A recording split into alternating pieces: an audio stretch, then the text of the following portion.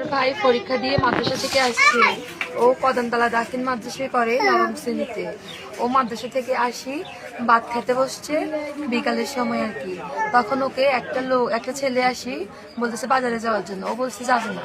ছেলেটা আমার বাড়িতে প্রায় 10 মিনিটের মতো বসেছিল। তারপর ওকে বলছে চলো যাই একটু ঘুরে চলে আসি। তারপর আমার ভাই ওর সাথে বাজারে গেছে। এরপর আমরা সন্ধ্যার সময় খবর পাইছি যে বাজারে মারামারি হয়েছে, এমনকি আমার ভাই কোপ খাইছে।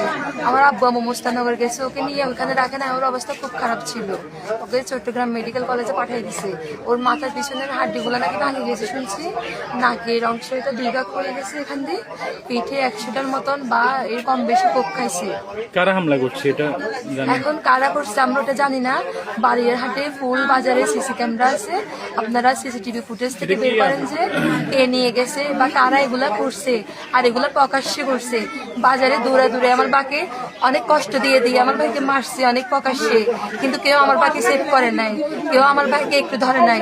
চাইলে কেউ একটু সেভ করতে পারতো, আমার ভাইয়ের জীবনটা আজকে হয়তো বাঁচতে পারতো, কিন্তু সবাই নিজের জীবনের ভয়ে আমার ভাইকে সেভ করে নাই। আমার অনেক আদরের ভাই, এটা অনেক ভালো। আমার ভাই কোরআন হাফেজ ছিল, কখনো কারোর সাথে ঝগড়া বিবাদে জড়ায় নাই, অনেক ভদ্র স্বভাবের ছিল। আমরা চাই যে যারা আমার ভাইকে এগুলা করছে, বা যারা এর সাথে জড়িত, ওদেরকে সঠিকভাবে শনাক্ত করে ওদেরকে প্রকাশ্যে খুন করা হোক বা ফাঁসি দেওয়া হোক।